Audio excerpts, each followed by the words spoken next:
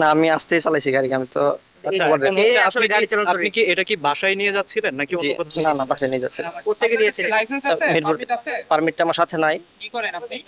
আমি ওই আমার গাড়ি আছে, এটাই গাড়ি ভাড়ায় চলে। আচ্ছা, আপনার বাংলাদেশের নিয়ম অনুযায়ী অ্যালকোহল গ্রহণের যে একটা বয়স থাকে, আপনার কি সেই বয়সটা হয়েছে? আপনার সেটা কার্ড আছে কি?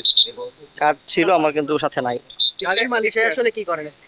সে আমার শুধু এই যে গাড়ি আছে, এটাই ভাড়ায় চলে। কয়জন যাচ্ছিলেন?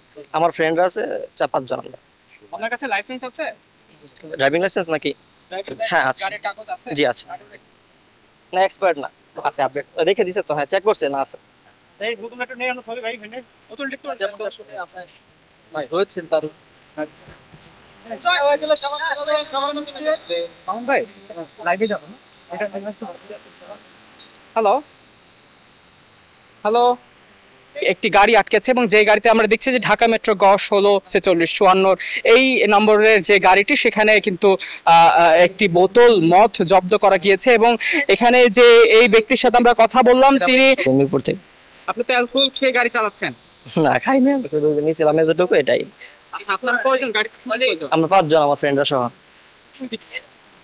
5 জন ছিলেন। জি। আপনি এই যে ড্রাঙ্ক অবস্থায় যে গাড়ি চালাচ্ছেন, এটা কি ঠিক হচ্ছে? না, ঠিক হয়নি। এখন যাবেন কোথায়? আমি বাসায় যাবো, রায়পুরা।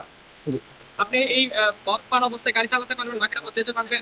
না, আমি তেমন খাইনি আসলে, যে ওইরকম অবস্থায় নাই, আমি যে চালাতে পারবো না। আপনি বলবেন যে আপনি খান নাই, না খেয়ে চালাচ্ছেন, এখন বলছেন তেমন। না, খাই নাই আসলে। আপনার কাছে কি পারমিট আছে, মদ পান পারমিট আছে?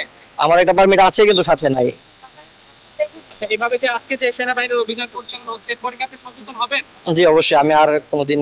আপনি প্রায় নিশ্চয়ই জানেন নাকি আপনার যাওয়া? না, আমার খুবই কম হয় আসা, ঢাকায় আমি খুব কম আসি। আজকে কি এখানে কি ঘুরতে আসছেন ফ্রেন্ডদের নিয়ে? জি, সেটাই।